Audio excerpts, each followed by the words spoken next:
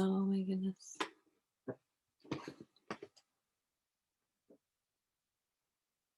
No, I got kicked off. Sorry about that. I don't know what that was about. My screen said that somebody else started an account with this name. So did mine. Ugh. That's why I'm messaging my communications manager here, find out what happened. 1 minute I was talking to all of you, and then the next minute you were all gone. But you know, that is part of the Zoom. I'm gonna go ahead and start so people can like join us back on. Technical difficulties. Did everybody go away, or was it just me? Everybody did. Oh, We all got wow. kicked off. Yeah. So I'm not sure what that was about. Always Okay. fun in Zoom land. But yeah, sorry, Diane. I'm hoping No problem. that whatever that So issue is it live for everyone now still, yeah, or again? yeah, we have participants like rejoining us. Yep, they're all coming back. Okay. Yeah, I'm not sure why that Zoom hiccup happened. Yeah. Okay, welcome back. We don't know what happened just now, but somehow we all got back on. So thank you for your patience with the technical side. Seems like we don't get through a Zoom meeting without something happening. So I think I was on some brilliant roll before we all got kicked off. But I was talking about that, our program that we've been working on for the past year, and just the challenges that writers have when they're working on, especially that first manuscript, of trying to figure out that scary process of getting published, and where do you even start? So what we're hoping is that today, after hearing from these 4 editors, it gives you a better understanding of how the publishing world works. And I'm assuming that probably everybody out in the audience today is a writer, is interested in publishing a book. So what we're going to do is have each of these editors talk for about 10 minutes, and then we're going to open it up to Q&A. So you'll have plenty of time to get your questions asked. So I want to just quickly tell you who our panel is. We've got Ann Regan, who is the editor-in-chief with the Minnesota Historical Society Press. We have Joey McGarvey, senior editor with Milkweed Editions. We have Gordon Henry, senior editor, American Indian Studies series, the Michigan State University Press. And then Erik Anderson, the regional trade editor for the University of Minnesota Press. So we are going to start today. I should say, when I was putting this panel together, I really emphasized prose. So simply because that was the focus of the group that's been meeting all year. So we don't have an editor here that works with children's literature. I don't know that any of you, you do? Okay, Erik does. And also poetry was not, I don't know, but, oh, we've got Gordon. Okay, Gordon can speak to poetry. We've got Erik who can speak to children's literature, and all of them speak to prose. So I'm gonna introduce Ann Regan at this point, and she's gonna be our first editor today. So, and I also wanna just mention, I had the honor of working with 2 of the editors here, Ann Regan and Joey McGarvey. So it's just a pleasure to be able to share what a wonderful experience that I've had working with both editors. So Ann, if you would like to take it away. Thank you, Diane. I'm pleased to be here, and I'm pleased to be talking to writers, because that's what editors do. So you don't need to feel awkward or inadequate or nervous or whatever word you want to put on it. It's our jobs to talk to you, and we're eager to do so. I work at the Minnesota Historical Society Press. We are a very small outfit, so I do a whole lot of different tasks along the range of the work. We publish maybe 18 to 20 books a year. The staff there are about 6 people on the staff. We did lose a person and a half in a budget cut last year that we're hoping to replace, so we'll see how that lasts. We publish in several areas. I handle our Native American and our race and ethnic studies lists, and then the 2 other editors handle nature and the environment, food and cooking, a popular culture kind of category, a children's category, and then this history, politics, and true crime section, which I actually do more of those books as well. So there's a range. It's all regional books. It's books about Minnesota and regional history and culture. And they're a lot of fun to work on. I get to learn about my place in this world as I'm living here on Dakota land. The Native American titles have been particularly important and educational for our readers and for me and for the world, I would say. I just did a calculation for, now where is it? I'm looking for the screen, there it is. For an interview, and since 2000, we have published 45 Native American titles, 2/3 of which are written by Native American authors. I've worked at the press since the late 1970s, a very long time. And so those were my books. Right now we have in the works, let's see, Josie Dances, a kid's book that's just out. Shannon Pennyfeather handles our children's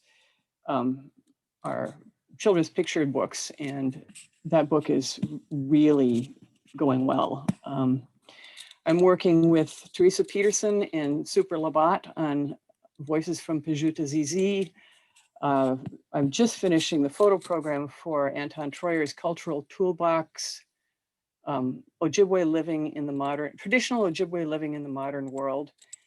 We've got a cookbook by Tashia Hart called the Goodberry Cookbook coming out. So you can see that it's a range of topics and approaches and just different kinds of books, because there are different kinds of readers and we want to reach them all. I get inquiries in every way. So how do you approach me? Well, for me, the easiest is if you go to our website, find the author guidelines and put together a proposal. It's really, really, really helpful, because then I can see pretty much at a glance the scope and scale of your program, of your project, who you're intending to get to with the samples, so that I can see how well I think you're actually making that connection with your audience. I can see whether it fits our list. I can see where your writing is. I can kind of make up how we might work together. It's just, I can answer so many questions if I have that proposal in hand. However, many times people don't submit proposals. Many times they email, occasionally they call. I can't think of the last time a phone call actually turned into a project, because usually it's just not the best way to approach an editor. I'm always in the middle of something, and I will be very polite and interested, but it just shows that you aren't paying attention to how publishing works, and it's easiest for your editor if you are kind of observing some of those protocols. I emphasize, however, I mean, I just had lunch with an author who had will be, I am convinced, author who has not yet submitted a proposal, but I can see all kinds of other things about this project that make me just know that it's going to be the right one for us. So now I'm setting myself up, because if you ask me to lunch and I say I can't do it, that's a bad deal. Anyway, with me, you get what you got. What I look for in a manuscript is something that connects to Minnesota and the region, and is well written. It's kind of that simple. And if it passes that bar, and then there's a third part of it that's a little squishier, which is it going to sell? Is the topic so narrow that there's a very small audience for it? Or is it so broad that it's actually probably not regional? More often it's this question of narrowness. If I know the answer to that, I will. If I know the answer to that is no thank you, then I will say no thank you. If I don't, I'll take it to my colleagues in our acquisitions meeting. We meet pretty much once a month, and we talk through it. When we take on a book, then I just refused a call from an author I really want to talk to. What fun. So when we take on a book, I usually do a round of developmental editing with the author. I work to make sure that the project, that the manuscript really hangs together, that there isn't, maybe there's some more work that you could be doing. Maybe it's work that I should do. We kind of work together to figure that out.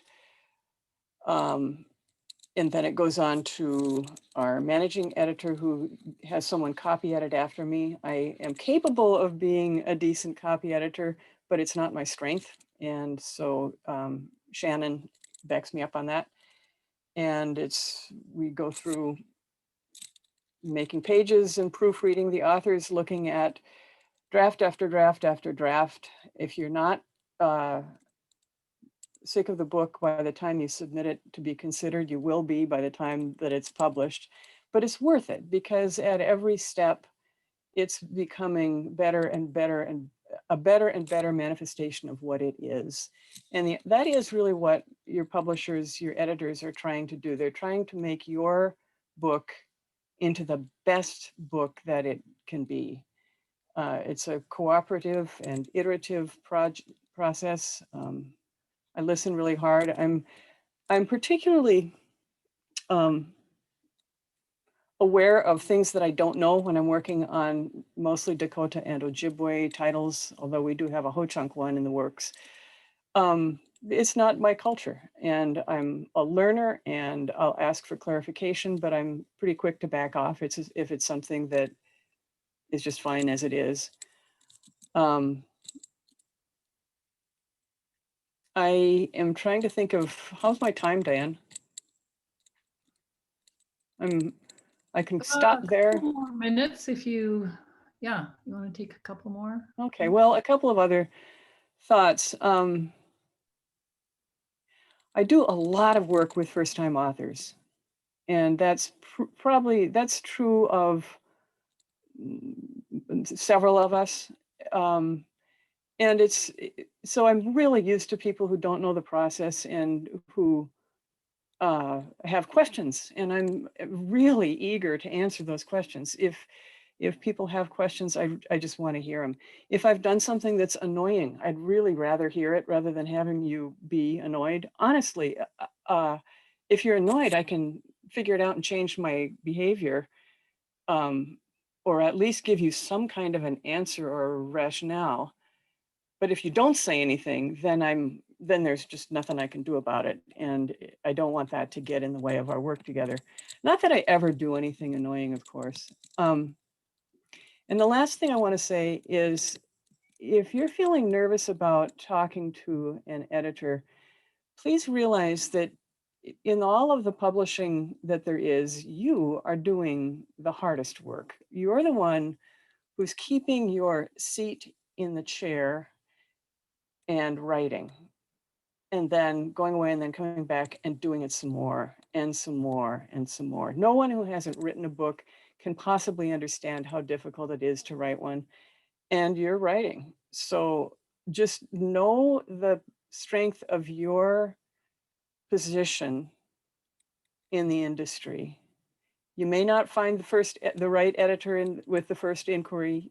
It may take several, but when you do, when you've got a publishing partner, you have something valuable that your partner values as well. And you should sort of accept the joy of that and lean into it and feel good about yourself.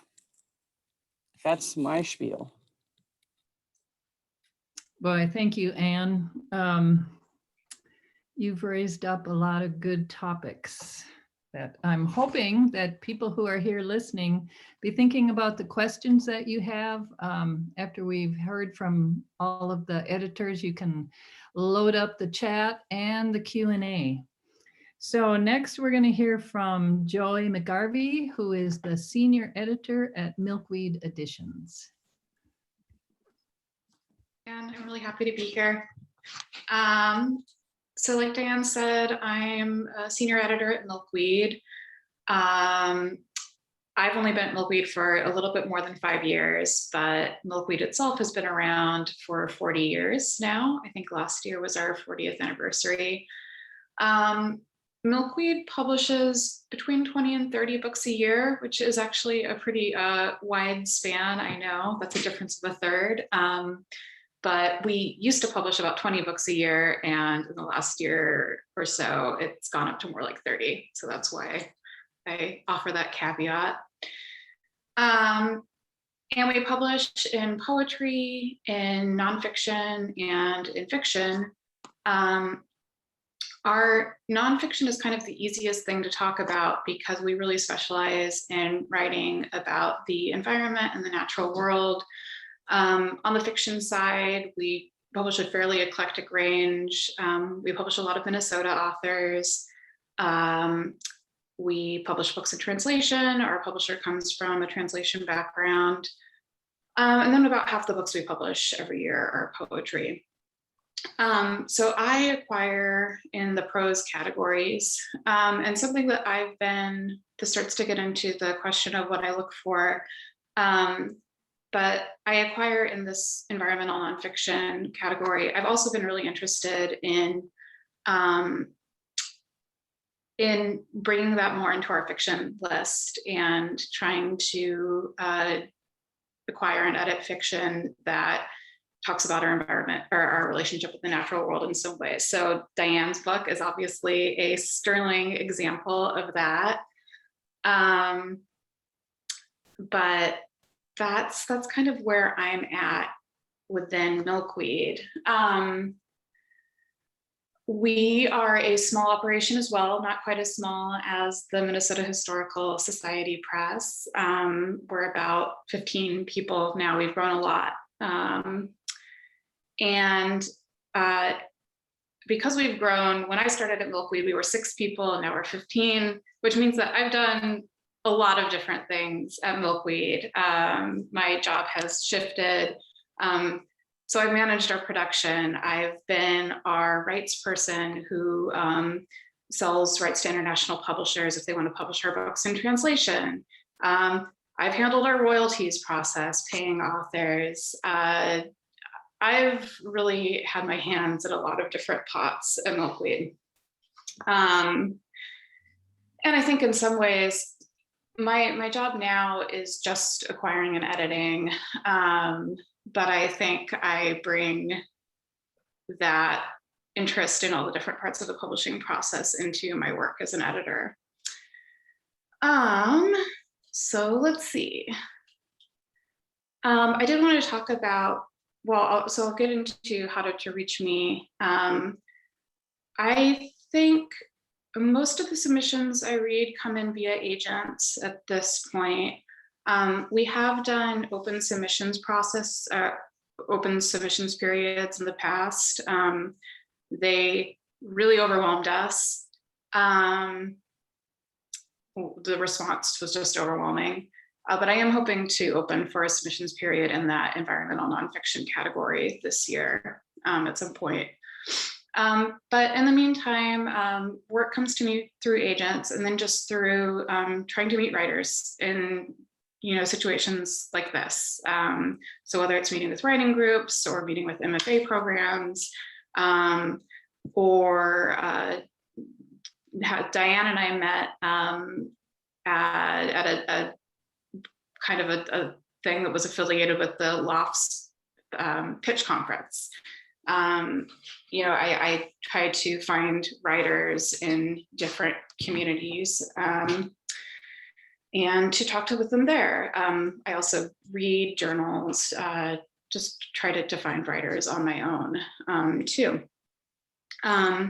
If you are a poet, I will say that Milkweed has about half of the poetry on our list comes in through poetry contests that we run every year.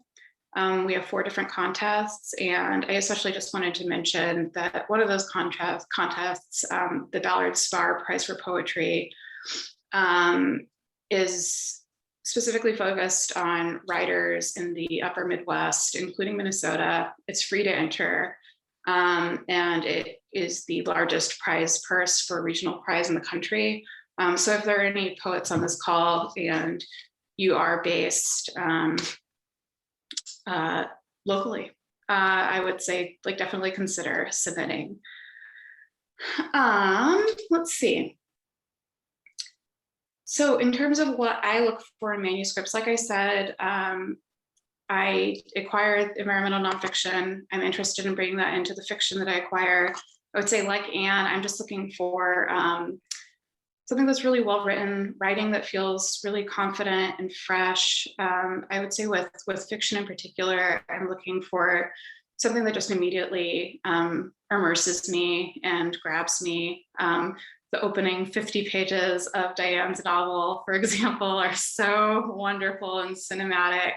And I would say also that I'm looking for books that don't repeat something that I've done before, for books that kind of expand my range and what Milkweed is doing, that are providing new perspectives into kind of the areas that we publish in. So I'm always looking for something that doesn't, unlike some publishing houses, I think, are trying to replicate success. I'm looking for something that feels new and challenging all the time. And then I will also say, like Anne, I really like to work with debut writers. Most of I would say the majority of the writers I work with are debuts. And also, like Anne, I just want to say that I think if you're a writer going into the publishing process, always look for an editor and a publisher that feels like a true partner, and a publisher that feels like they're trying to make the process as transparent and inclusive for you, and they're really listening to what a good publication means to you. I know what a good publication is for Milkweed, but if you're going into this process, think about what you really hope to get out of it and feel confident about making that request and communicating what a successful publication means to you, because it doesn't mean the same thing for everyone. And I'll stop there. Oh, thank you, Joey. It's good to hear from you. Next, it gives me great pleasure to introduce Gordon Henry, and he is the senior editor for the American Indian Studies series at Michigan State University Press. But I also want to add that Gordon is a prolific poet and fiction writer. He's won the American Book Award, and so he brings both perspectives to his work as an editor, both as a writer and editor. So really nice to have you here today, Gordon. Miigwech Diane. Anin Anishinaabe Ganin Chumkamanak Anin Gakina Indigenous cause Gati Canoe Gimigwechi Wagu Gamijiang Ugijagud. I just want to say thanks to you all for being on this panel, and all you writers out there who might be interested in publishing your work. And thanks Diane and Angela for putting this together and bringing us together to talk about this. This is an important subject that many of us never had the opportunity to engage with when we were first developing as writers. And so I'm really, I commend you for bringing us all together. I want to say too, that I got into this first by being a poet, first and foremost. And so I came at this as a writer. In fact, my whole academic career evolved from my interest in writing poetry. I actually started out my academic life as a business management major, and then I started reading poetry on my off hours between classes, and that was the end of it for me. And so this is really right to the heart for me to have this kind of a conversation.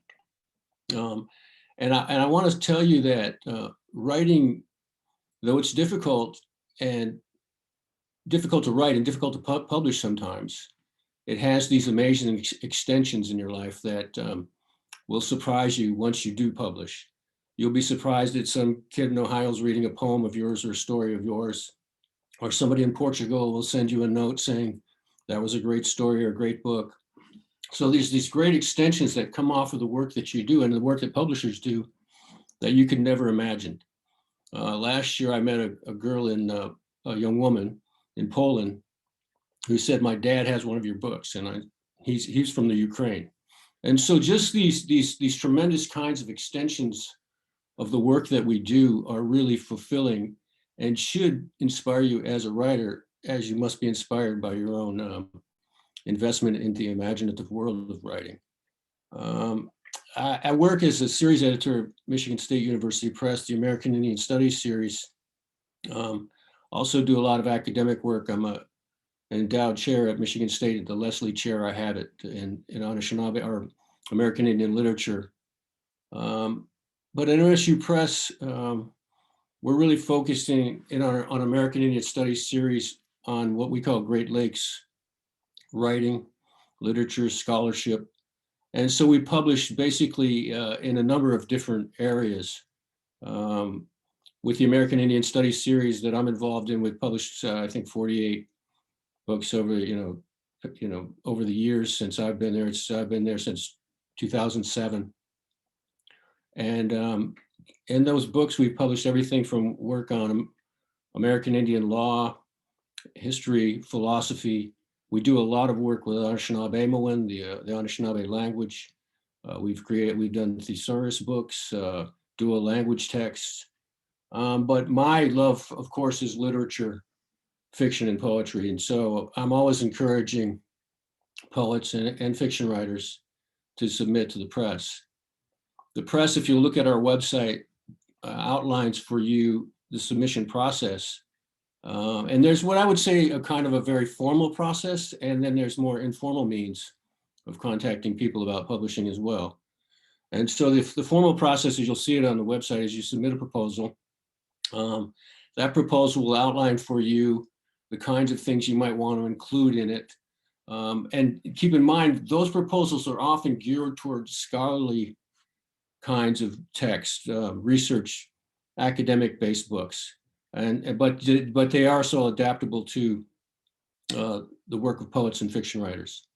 I spend a lot of my time reaching out to different communities. I go to conferences. I go to the writing conferences. I'm also an organizer for the Native American Literature Symposium. So I sit in on sessions and I listen to people presenting their work. And if I'm interested in the work that they're doing, I'll contact them. I'll reach out to them and talk to them. About the press, though, I would say that, if you're interested in submitting poetry or fiction or creative nonfiction, along those lines, the best way is probably just to contact me directly. For the academic work, we have associate editors that work with me on the scholarly texts that we might get from the press and talk to me about those. And so we kind of collaborate on our interests there. Often what we'll do is once we receive submissions, we will send it out to readers. So if it's poetry, I've got contacts with poets, and poets will read. They'll make recommendations. Usually the recommendations will be publish, don't publish, publish, but do some revision in collaboration with the press or me or maybe even the readers. That's not such a hard and fast or fixed process for poets and fiction writers, but it is a process that we try to adhere to sort of vet things through other readers to see what they think of things as well. So it's not just all my decision or somebody at the press's decision. And depending on the text and the readers, that could take a few months, sometimes longer, especially for academic work, scholarly work, which I don't really think is the focus here. For the poetry, we can do a quicker turnaround because I will often do a first read of that as well as the fiction. But we'll send it to a second reader often to get a second opinion. Then after that happens, if we decide to publish, it will go to an editorial board for the whole press, and they'll put the stamp on it. Then it will go into production. After that, we work closely with the author to talk about the kinds of things that they want to include in that production. We will also ask them to submit a marketing questionnaire where they talk about the different markets that might be, marketing is kind of a crazy term these days, always, I guess, but to think about where this book might sell, who might it be distributed through, different bookstores that they might know, contacts that they might have. So there's a whole questionnaire associated with that as well.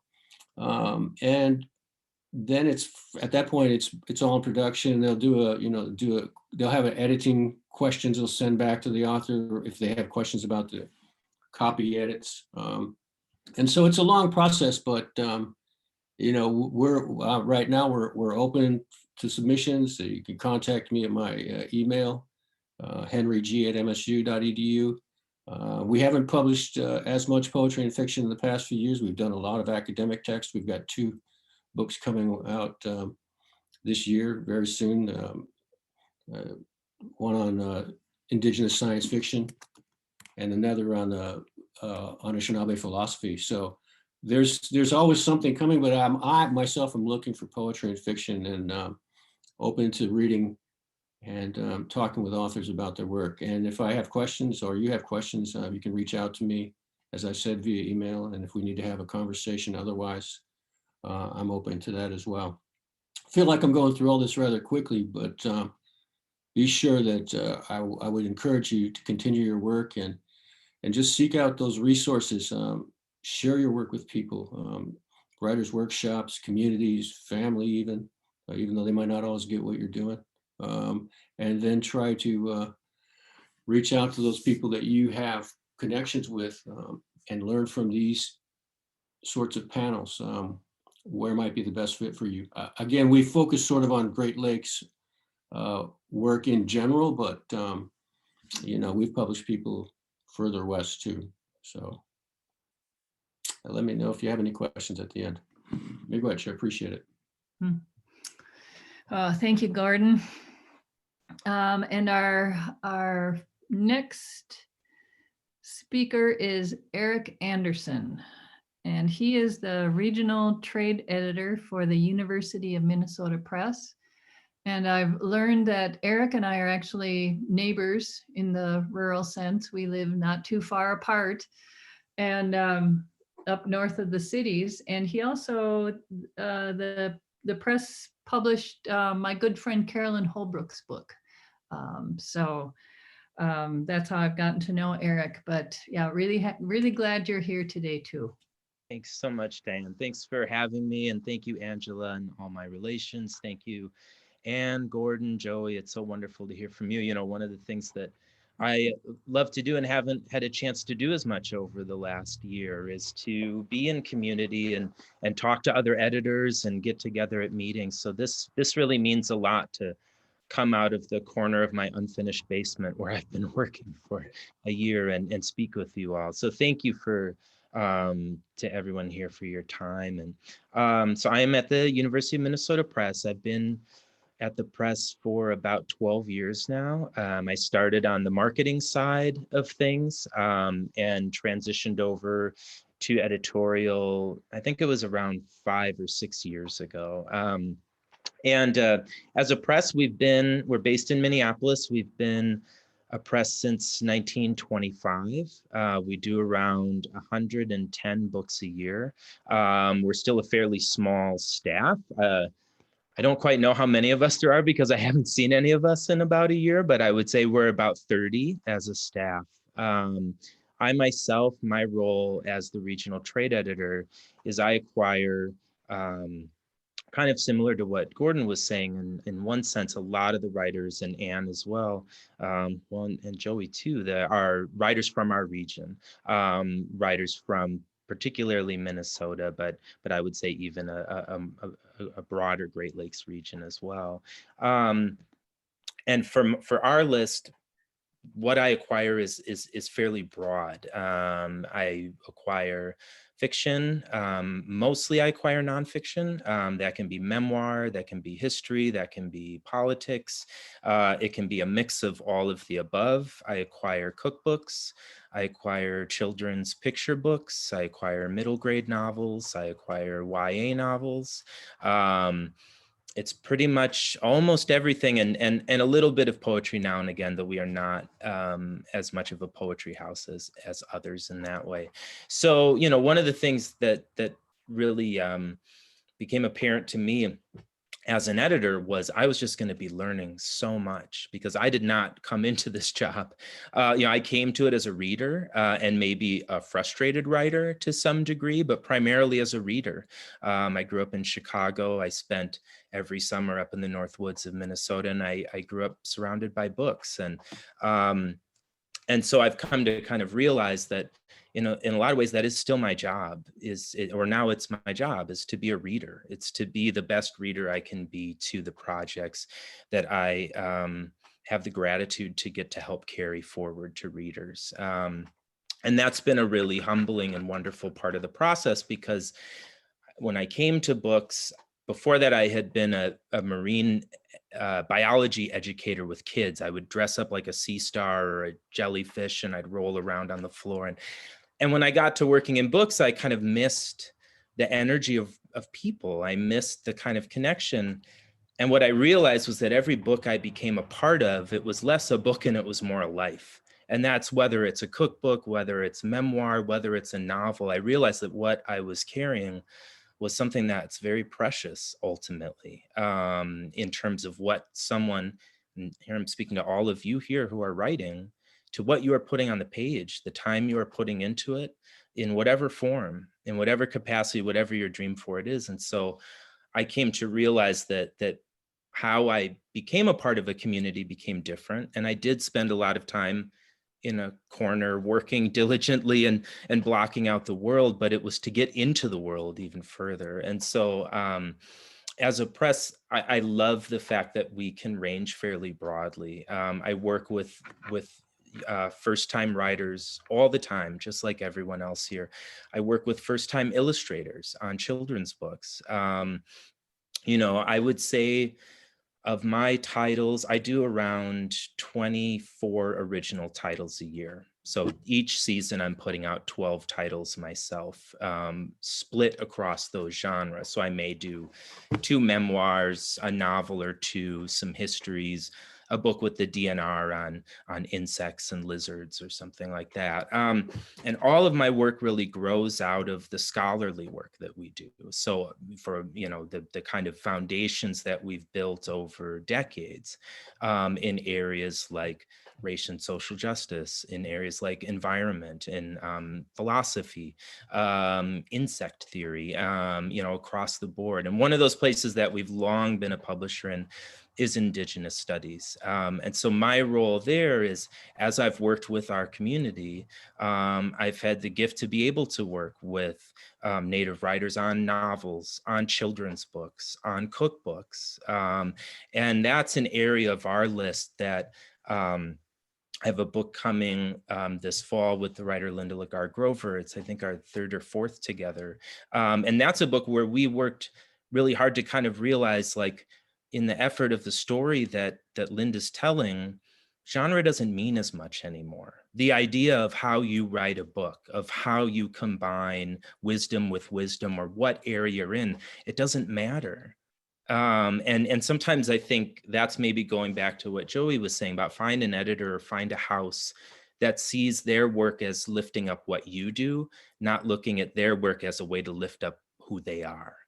And it is a connection, it is a combination, but ultimately, if I'm working with an author, it is your book, it's your story. My job is to be the best reader possible and to give you the benefit of my full attention, at least full among 25 other books plus before and after, as much as I can. And so, but from there, we're here in service of you. And so, I think, and a lot of, what I might call a small press, like us, that's one of the things I love to know that we can give to authors. So I love working with early writers. I love those coffees like Anne was talking about, or lunches where you're just talking about a project that only exists in words. It exists in hope and you can only do so many of those alongside the work you have to do, but it is really, really a precious part of the job.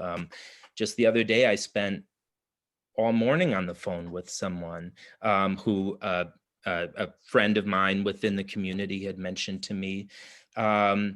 And then I connected her with another writer that I know, because I found, where she was in her process, what she needed was just some one-on-one really good attention. She was kind of past the part of a class for her. She had gone through that. And so, as an editor, I came to kind of, in a way, I had to demystify the process myself. I came into the job thinking, well, I didn't take a class on this. I didn't go to school to be an editor. Where does my knowledge come from? Where is my ability to work with someone who can do something that I cannot do, which is create 300 beautiful pages of text that impacts? I just can't do that myself. So who am I to offer my opinion or feedback? And what I came to realize was that it's just really about being a good listener, it's being a good reader, and working on behalf of the press you represent and the truth an author carries with them. So I see projects come in every form as well. I see them from agents. I would say about half of the books I publish in a given year now are agented. The other half are through the kind of beautiful milieu of writers I know, or the community, or, hey, you should talk with someone, and it kind of links up. And that's how, Diane had mentioned Carolyn Holbrook. That's kind of how I got to have the joy of working with Carolyn on her book, and a book before that, and now a book coming this fall. It's a community of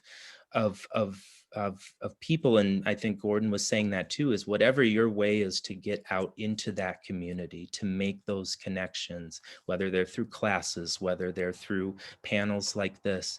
It's a huge part in beginning to feel, that kind of comfort in that space. So a lot of mine come through from email, sometimes by phone, but yeah, mostly email. And we can talk a little bit more. I'm guessing some of the questions would lead to this, but in terms of what I look for, I don't really know. I mean, that's kind of the wonderful thing about being an editor, is every project I'm learning something. And so I have a sense of that, of what I know is I want to be stopped. I want to feel like I haven't seen this before. I want to feel like this, it's that difference between we could publish this and we should publish this. And that's not just in terms of the quality of the book, that's our fit to it. There are a lot of projects I see that I love that I know we wouldn't be the right house for.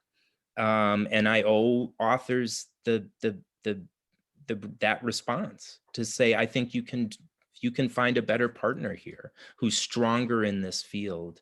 But what I really do look for are those, as a regional editor, and a lot of what I publish too is national as well. I range fairly broadly that way.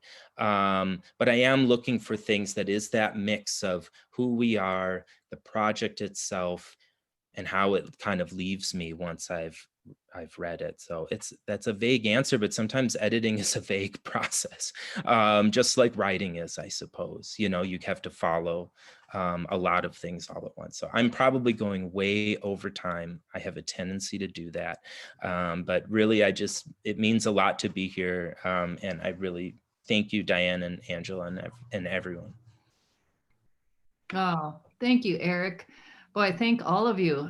This is just, it's educational to me to sit and hear you put a framework around the work that you do. And I guess what was really interesting to me, Erik, was to hear you say that, you know, I always have this feeling like, wow, I just fell into the work. But to hear an editor say that, it's like, oh, this truly is a collaboration of the right editor with the right editor at the right time. And you do just feel your way through the work. You know, it's not a cut and dried process. There's a magic thing that is happening when you've got the right pairing together. And so I'm going to open it up to all of you out there for your questions. We have a couple. Teresa Peterson, sorry to call you out, Teresa. What's the normal number of poems that should be submitted for consideration? Yeah, I think that for Milkweed, at least, a collection is frequently about 60 to 100 pages. And so I would say like probably in the range of 30 to 40 poems, but obviously they can go shorter or they can go longer. Mm-hmm. How about your press, Gordon? Yeah, I was going to say around the same range too. I was going to say at least 60 pages, maybe 40 poems. And then it could go up to 120 pages, I suppose, too. But yeah, I was right in the same range for sure. Mm-hmm. Yep. So a related question to that is, how many book projects are you juggling at any given time? I'll jump in on that one. Usually maybe 6 or 7, because I do 3 or 4 or 5 a season. And so, and as the season goes, I'm finishing the back cover copy for some while I'm starting the edit on others, and everything in between. It's all a struggle to get concentrated time to work on those ones that I'm starting, because the last bits of the other books are crucial. I mean, they're on the timeline, but that's the juggle and that's the work. Since we're on a poetry theme here, I'm going to add this question. How many in a manuscript can be previously published? And is there some magic to figuring out a theme for a book of poetry? Who wants to take that one? I guess I could take it. Stab at it. I mean, when I think about the structure of books of poetry, I kind of think about that in the same way that I think about poetry. Like, how do things connect through image? How do they connect through repetitive phrasing, through kind of thematic elements? And so I would encourage writers to try to find that sort of overall view of the structure of a work along the lines that they might view the way they structure a poem. I mean, is it better to have, for instance, one poem at the beginning or at the end? Does that resonate in a certain way with the overall tone or idea of the book that you're trying to produce? That may sound vague, but I think when you write poetry or fiction, you're always sort of managing those sort of structural elements to try to figure out how to get that place, the way of presenting it that might feel like it has a sort of an arc in and of itself, even if those arcs are images rather than plot or some kind of character development. And that's the way I think about it as a poet. When we get manuscripts, we sort of leave that up to the poet to talk with us about it, or if we have questions about it, like why do you order it this way or something like that, we'll be in conversation about it. And then, but for the most part, we don't try to manage that too much. We leave that creative aspect of it up to the poet. But I think there are things you can do as a writer to sort of get that overall view of how you want to structure a manuscript. And it's in some ways that's why it's good to workshop things with other people to see how it works for other people as well. I hope that helps. I don't know if it does or not, but I can try to speak to the previously published part of the question. my perspective on it from having administered some of our poetry contests is that there's not really an upper limit, except that if you publish like a chapbook that significantly overlaps in, it's 3/4 of the poem in your book, like that might become an issue, but in general, I don't think it's something that we worry about. Yeah, I would concur with that as well. We haven't really run into that issue very often at all in our poetry books. In fact, we've sort of run into the reverse, where after we've published a book, there are anthologies or collections that want to pick up parts of those books and have them published. And you probably had the same experience, Joey, with those kinds of things as well. So, but we really, I would say we don't see often any more than 5 books per, or 5 poems per poetry book that it might have been published elsewhere before we get it in hand, something like that. Okay, let's see. What determines how many books you print and how you market it? Or is the marketing on the author? I think some of you spoke to that, but if you want to just give an overview.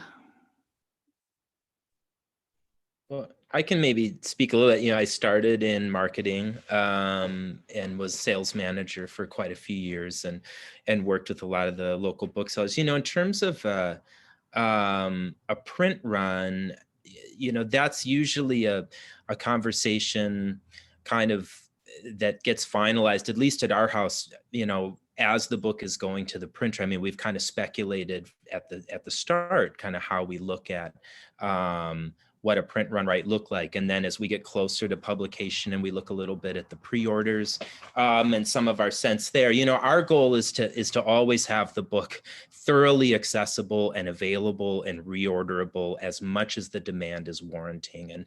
And I would say that a number of years ago, at least in my experience, there was a tendency to print for longer, to say, well, maybe we should print for 2 years of demand or 3 years. Maybe I'm kind of saying too long, but whereas I think as printing technologies maybe shifted a bit in this last year, where printers have become pretty overworked and overwhelmed, and we've had some kind of closures, which has created really tight shipping issues. In general, what I recall was that there was a greater sense of being able to kind of reprint nimbly rather than kind of do a big print run and then warehouse it for years, if you have a capacity to call reprints a little more real time as much as possible. So I would say it's a little bit of that same kind of mixture of looking at hard numbers in terms of, well, how many pre-orders do we have? What does our own publication history tell us, may give us as a sense of this? What is our publicist saying in terms of the response that's coming back and the potential kind of energy from bookstores? And then just that kind of leap of faith of, we think this is enough to make sure that we don't run out at a moment that's really critical, especially if it's in the fall and holidays are coming up, or, you can't always predict when those publicity hits come. So, but it's primarily with the marketing. I'm pretty hands off as an editor in terms of what the print run would be. And I'll pick up on the answer of, is the marketing on the author? The publishing houses you're looking at on this screen all have really robust, capable marketing departments which do a lot of work, take books to conferences, get comp copies out to national media and local and regional media, deal with the bookstores, make sure that all of the metadata is out on all of the internet sources that list books. It's a tremendous amount of work that they do. And then on every specialized title, I mean, we have, as I'm sure everybody else does, we have the authors fill out an author questionnaire, which is a huge pain in the neck. And basically we ask people to dump their Rolodexes, as we used to say, their contact lists, everybody who would be interested in hearing more about the book, everybody who can help publicize it. The challenge then for marketing is to take a finite pie of time, split it into the appropriate number of days and hours for each title that's on the seasonal list, while reserving some time for the titles that start to go bigger and then suck up more energy because there's more event and, you know, just more work to do. But when I say the marketing isn't on the author, that's not actually true. If a book starts to go well, the author's availability and willingness to get out there and present at a bookstore back when they were open and have maybe 4 people come and sign, and then do that again the next week, that's much bigger than those 4 people. That's everybody who saw the announcement as they walked through. That's everybody who recognized that name because they saw it in the paper. All of those little hits, all of that work mount up to getting a book out, giving a book a good launch. Anybody else want to add anything to that? We're good? Yeah, I'll just add to what Anne was saying, that yes, like the more willing an author is to be a partner with us in the marketing of the book, just it does have that effect of amplifying everything. And it also goes back to what I was saying about knowing what a good publication looks like for you. I think, like, Diane, if it's okay if I mention, like, Seed Week that you organized, like, Diane had a very clear vision of what a great publication week looked like for her, and you know, kind of led the way in structuring that and being an architect of that week, on top of the work that our marketing department was doing. But yeah, being available for readings, just all of that kind of energy that an author can bring, it really does help. Let's see. Someone asked, do you read other journals, magazines, and search out writers? And I would add to that, which journals and magazines do you look at in search of writers?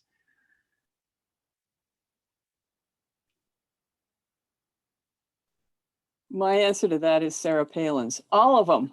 We just read all of them. I don't remember. I'm just looking at everything that comes across my desk, and you know, because I've been in one spot for 42 years, 43 years, of course that means ruts, but they're very productive ruts. I mean, I have some really valued connections to people who are doing interesting things and who can help their friends maybe decide to talk to me. But I look at what links people post on Facebook. I look at their Facebook pages to see what they're interested in. Facebook is a marvelous tool for spying on authors.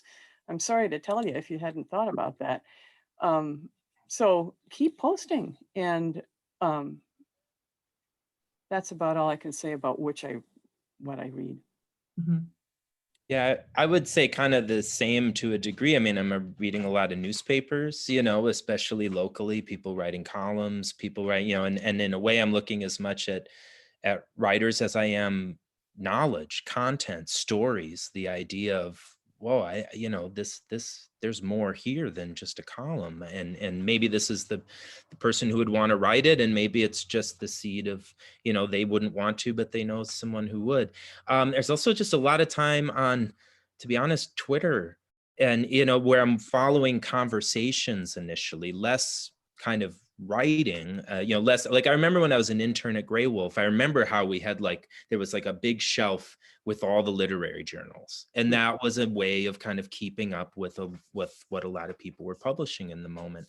We're a different kind of house in that way, but a lot of what we like to do is feel like we're entering conversations as quickly as we can. Books aren't a quick process, but as much as we're staying timely. And so I find myself kind of down through a Twitter thread, which leads to a Medium post, or which leads to, I mean, a lot of freelance writers are using newsletters again. It's almost like the second coming of 2008 or something like that, because they're looking for ways, especially in the hit to freelance culture, to write longer pieces that encourage Patreon, stuff like that. So I find myself just doing a lot of very just kind of with the current surfing online, looking for what people are talking about. And it's amazing the texts that people are putting online. So that's an element of it too for me. And then I love, I read Orion. I mean, there are a couple pieces that I just love to read myself, and goes a long way. So. Yeah, I would add to Orion in this category of like nature writing, that I think Emergence is really good. It's a web only magazine that brings in a lot of like visual and interactive media kind of things. And then I also read the Oxford American. Those are kind of my three. How about you, Gordon? Yeah, I would say that for me, it's a different kind of process. I mean, I often, I know so many people in the native writing community that it's people reaching out to me very often with manuscript ideas, or I'm checking out what they're putting on Facebook. I'm seeing who's publishing what out of different university presses. Mm-hmm. And so I'm just, I guess I could say I'm just connected in a way, but I'm looking for new people and new writers as well. Mm-hmm. So I kind of rely on just my really strong network of connection with other native writers. Mm-hmm.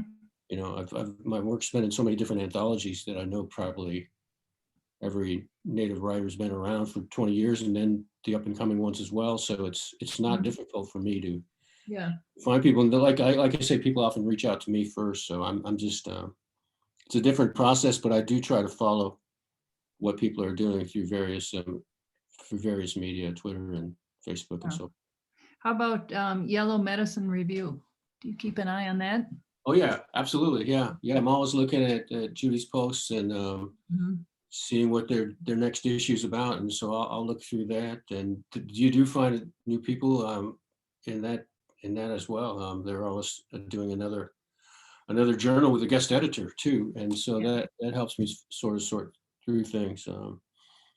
Yeah, it's for me, it's just a pretty organic process, I guess you can say. Yeah. This is an interesting question, especially because the group that we've been working with this past year, there's a few projects that actually combine genres. So you might have poetry and prose, you might have prose and artwork. And so can you speak to how you feel about publishing something that is crossing and blending these different genres? Anyone? Well, that's the kind of thing that I like to do personally as a writer, and that I like to read. So for me, I have these very what I call particular views on what I like as a writer, and one of them is sort of a structurally unique kind of work. And so mixing genres is what I do. My so-called novel was never really anything but this genre crossing piece that included fiction, drama, poetry, autobiography, academic essays in one work that was threaded together by the story of a young man in Minnesota. So I personally would love to see more of that, actually. But for the most part, we've stuck pretty close to the genre limitations of the things that are submitted to us. But please send me something if you have something along those lines. I hope you're all listening out there. I will say that, like, I haven't edited anything that is actually a mix of poetry and prose, but Milkweed, in addition to publishing a lot of poetry, we publish a lot of poets who are making their first forays into nonfiction, or just a lot of writers who are writing in a new genre for the first time. And I've been especially interested in Yeah, nonfiction by poets, and nonfiction that has kind of a lyrical, or like Gordon was saying, like really doing interesting work formally or structurally. So yeah, more of that. Mhm. How about Anne and Eric? What do you think about that for your work? We would consider that very carefully on our Native American list. We don't publish works of original fiction these days, although we have some on our list that we published a while back, and we occasionally pick up in reprint a book that somebody else published. And we do poetry really only when it's part of an anthology. We don't publish books of poetry. But I have talked to people who are poets who are interested in it, in telling a story through a mix of poetry and prose. It's much easier for us to sell prose than it is to sell poetry. We're not tied into the poetry network in the same way. But that a blend, like I can see a memoir, a blend of the both, that really, in which the pieces work together to create something that's greater than either alone. Nothing yet has come through, but it's a pretty interesting question. As for mixing poetry or prose and artwork, if it's 4-color artwork, that would be very tough for us, because the minimum print runs with 4-color still put that out of reach of what we would expect to be able to sell in a reasonable amount of time. Mhm. Let me also add that in our series, we have a few sub-imprints. One is called Mepwa and Wed, which is Voice of the Bear, and it's voices from the community, so it can be autobiographical, it could be sort of a personal memoir. But Anne mentioned graphic works, and so we also published a couple of Sovereign Traces works of graphic literature, a really cool volume with a bunch of an anthology of Native writers with Native artists. And they are expensive to do, and we're really reconsidering whether we're going to continue that or not, because it's just difficult to pull together. But that graphic lit series is another example of the kinds of ways that creative writing, fiction or poetry or both, can be adapted and integrated with visual kind of image and artwork. Mhm. Yeah. So, Yeah, it's exciting to think about. Yeah.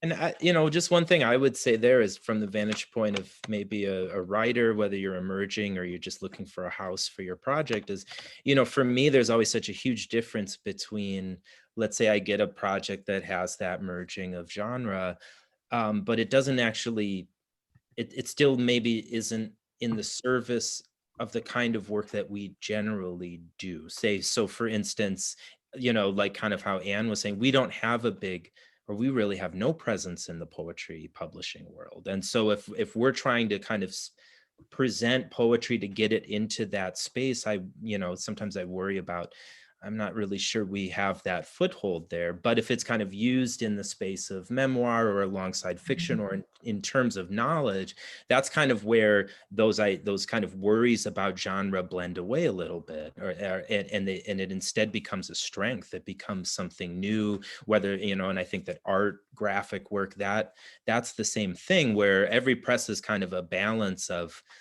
you kind of understand where your strengths traditionally are. And then, like Joey said, you don't want to just keep repeating your strengths, because that's a recipe for failing. So what does it look like to expand? What does it look like to grow, to be ingenuitive, to be nimble as a publisher, to change and do new things, while also recognizing that growing from the root that you've hopefully made strong is also a way to serve your authors well, because you have established networks there and you have a reputation. And that's where sometimes when those genres get played with, but if they're going to a house where it's like, but this is the right way to do this work and it's new and energetic, that always just kind of jumps right out for me. And so it's just something to kind of think through as a writer, where you're looking for the right house for you. Sometimes you can position what your manuscript is like, even if it's in between genres or in between audiences. But if it's doing the work that you know the house is invested in, then you can make your case for it. Mhm. Well said. So that's a good question there about the kind of homework that writers should do prior to contacting you. If you want to speak to that a little bit.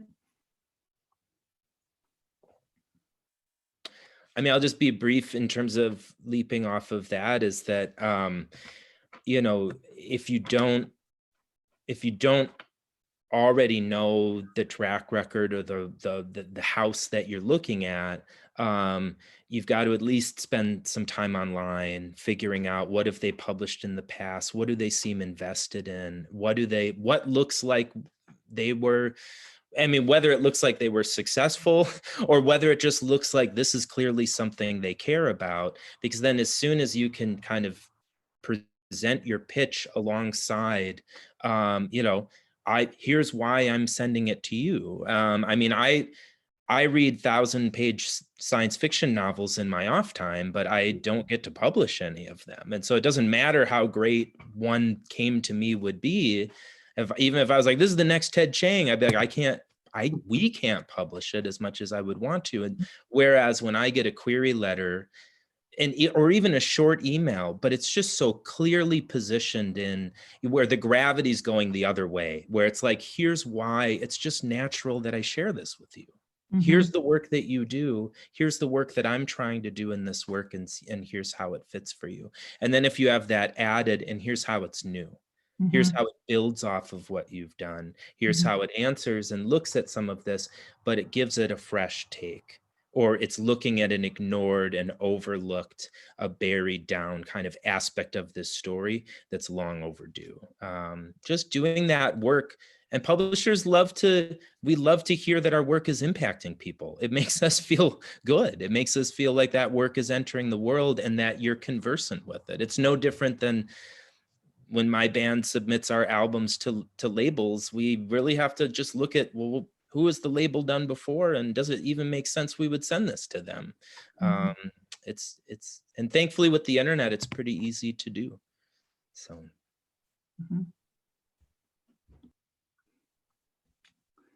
Anybody else want to comment on that? There is a question about advances. So, and this I know is a little tricky and may not be entirely something that can be answered by all the editors, but if you would just speak to the process by which you figure out giving advances to writers, and what does that mean even?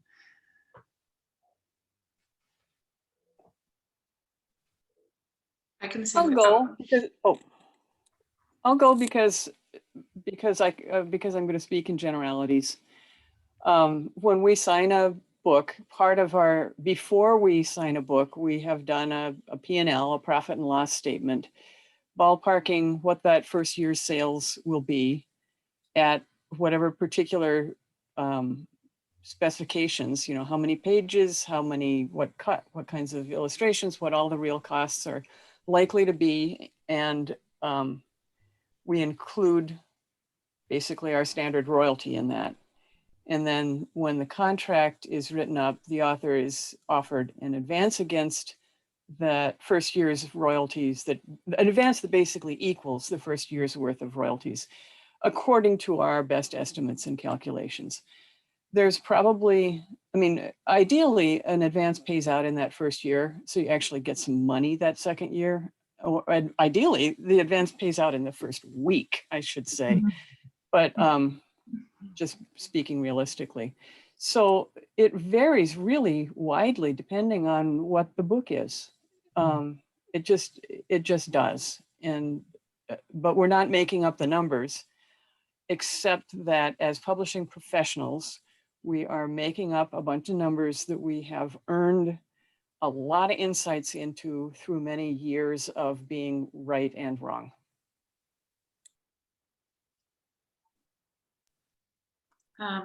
I will say our advances generally don't fluctuate too wildly. So I think I can give like a rough ballpark and say that poetry is typically in the low 4 figures for us, and prose will be in the mid 4 figures.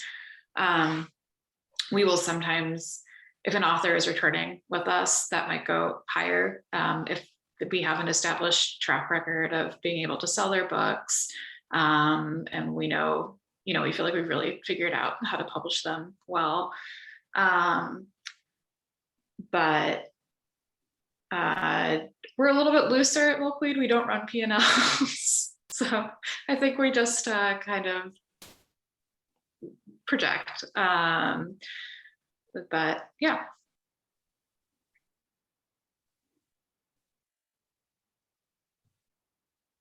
I actually want to add one thing, which is that I think, in my experience, I think it's better, obviously as an indie press and a nonprofit, and I guess I should say, in advance, so authors make royalties on every sale of their book. Typically at Milkweed, that'll be between 10 and 15%, depending on sales for hardcover, and it'll be about 7% on paperback. 25% is, I think, generally industry average on ebook right now. And in advance is money that the author is being paid against those royalties.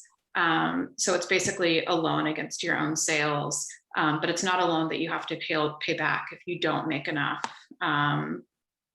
in sales to equal that amount of royalties.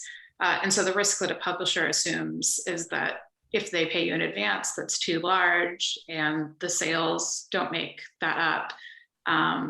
It can be good for the author in some ways, but not so good for the publisher. There's an argument that it's not so good for the author. And what I want to say is that I think one thing of value about more modest advances at a nonprofit is that I would rather see an author start to earn royalties right away, and know that they're going to be getting, that we're publishing the books well, and that they're going to be paid for a while, and they will be getting those biannual royalties payments from us personally.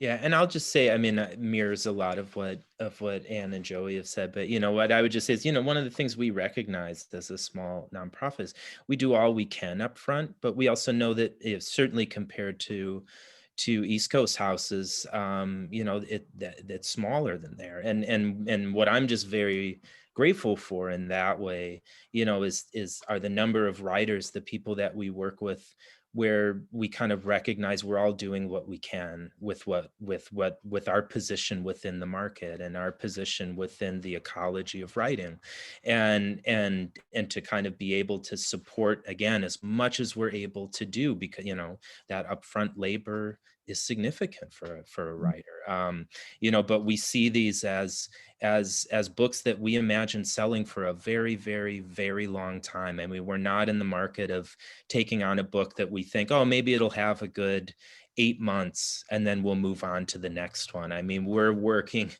trying to plant in significant soil. And the idea here is that we do what we can up front, but the idea is let's make an evergreen that sells for a really long time for you and does that work on many, many shelves. And so I've always just had a lot of gratitude for the way that we can kind of look at value as much as possible as, as an arc of well, how do all the different things kind of lift up the work that a writer does? And we'll do what we can to do that. So it's a good question. Yeah, an important one. Mm-hmm. Anything to add, Gordon? No, not really. I think everyone covered it. I was just sort of thinking about reflecting a bit on, where people's views on this notion of what an advance does. I mean, it can be seen as a gesture of good faith on the part of the press to do that. But on the other hand, I think there's some misconceptions about, balancing that against royalties, for example, or even thinking about sometimes people are given advances so that they will, have the resources to finish a work. And those are different kinds of circumstances. And But I think there's authors have a lot of misconceptions about that. In general, I don't think we do much with advances. We let the royalties do their work and go that route. And again, and part of that's we often get finished or close to finished manuscripts too. So it's just a difference. And I think if you're really looking for big advances, then maybe this is not the press for you if you want to post with us, but rather know that you're going to be publishing good quality work that will reach a lot of different audiences and might make their way into classrooms in some spaces throughout the US. So it's just what your preferences are as an author if you're really looking for an advance. Yeah, I think that's so true, that what you have all said in one way or another, it's about finding that right fit between the writer and the publishing house and the editor. So you really have to think about what your goals are as a writer and find the place that fits that, and it's going to help you realize your vision. And I can't believe how fast this time has gone by. So I'm going to ask you, each of you, if you have parting thoughts. It could be, what's your best piece of advice for writers wanting to publish their first or second or whatever book, but just whatever closing thoughts you have for writers today.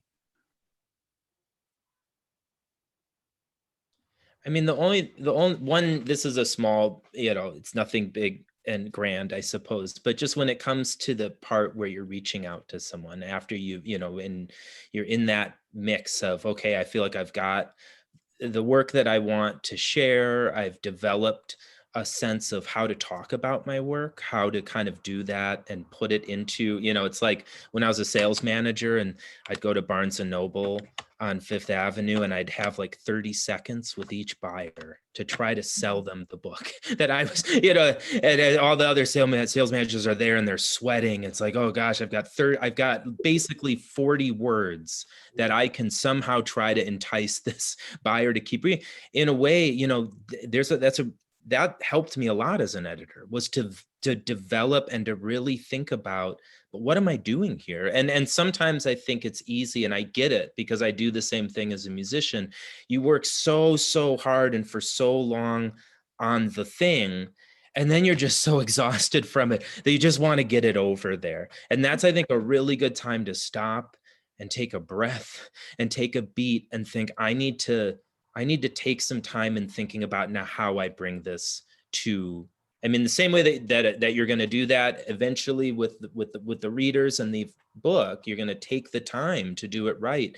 Take that moment too. I just think that's a moment that some, and obviously when you have an agent and you have other kind of people in your ear that help you with that moment, it's different. But sometimes it's just think about it and give yourself that time with it. Take a month away from it and just really try to dial down into, but what do I have here? Like, what, at least from my vantage point, it goes a long way at what it looks like when it's coming in alongside 400 other emails and you're just kind of scrabbling through it thinking, what is it that's going to catch me? That is really good advice, Erik. That idea of getting just a little distance.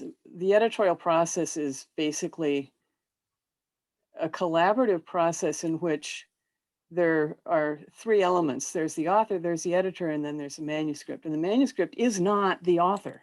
It's a separate thing. And you're both focusing on trying to make it the best thing it can be. It's, and that can feel really challenging because, of course, it is your manuscript, but working really carefully together and thoughtfully and letting it not be about you is really important. There's something else I was going to say that I've forgotten, but I'll jump back in if I remember. Okay. Very good.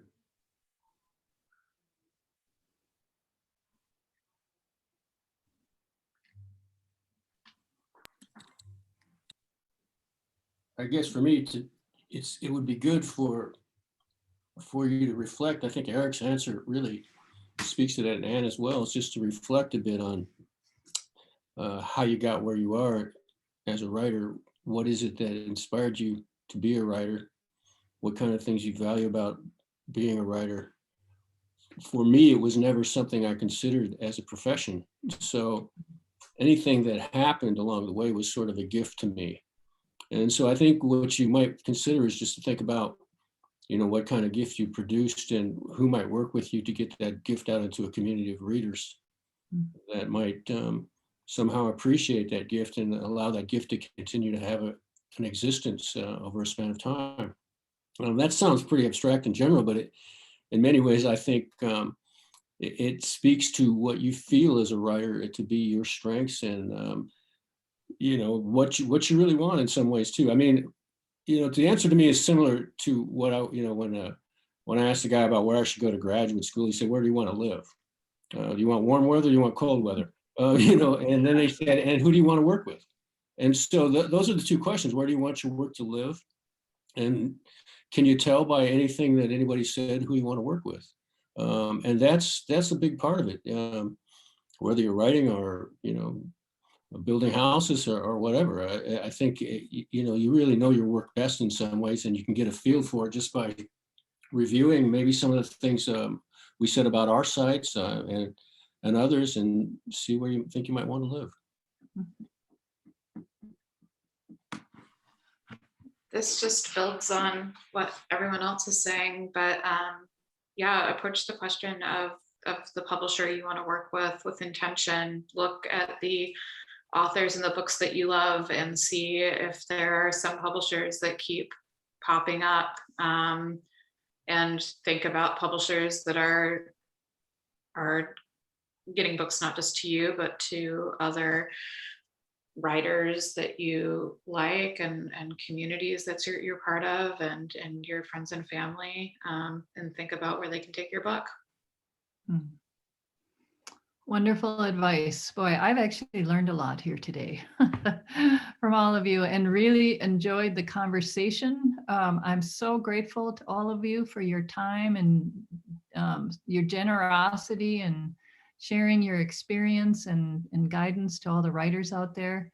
I do want to say that this workshop has been recorded, and the editors have agreed to have their emails shared on the website, I believe, Angela, if that's correct. So I just want to thank you all today and for coming, and everyone in the audience too. And Angela, do you have closing thoughts? Anything you want to add? Wow, what a powerful panel today. Thank you all for all of the information. I did put into the chat that we will be adding your contact information on the All My Relations website along with today's recording. I had tons of questions, but I didn't want to jump in because I'm not an author, not a writer. I'm just an appreciator and an avid reader. And I think that for me, with All My Relations, I see, this being like, literary art, and to be able to support Native authors in the same way that we do with Native artists, and, operating in a contemporary manner today. And, I'm curious if some of those experiences, intersect from what I've experienced of like what artists, deal with in navigating, the contemporary art world, if Native authors are, experience similar, fields. And so I think it was just a wonderful, wonderful conversation. And I wish that we had more time because I could have jumped in with some questions myself, but this will be like to be continued because this is something we want to continue. And next week, we're going to be hosting our conclusion of our Native Authors program of this first cohort that we've had. So I want to encourage everybody to register for that webinar, and we'll have our cohort of 8 authors publicly reading what they've been working on the past year. So it'll be very exciting. I'm super looking forward to it. So Friday night, the 21st at 7 o'clock. The 21st at 7 p.m. We will be live at the All My Relations Gallery. And I just want to and on Zoom. It will be on Zoom. Only the authors can be at the gallery. We're still hybrid. socially distant.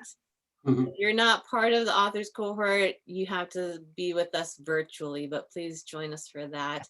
And this whole project and today has been in a partnership with the Hennepin County Library, All My Relations Arts, which is a project of the Native American Community Development Institute and supported by the Minnesota Arts and Cultural Heritage Fund. So I just want to thank you all for joining us today. It's been a wonderful conversation. Thank you all to our panelists for being here and sharing your knowledge and wisdom. No. Super grateful. Yes, thank you. Pidamaya. Thank you. Thank you. Thanks, everyone. Bye-bye.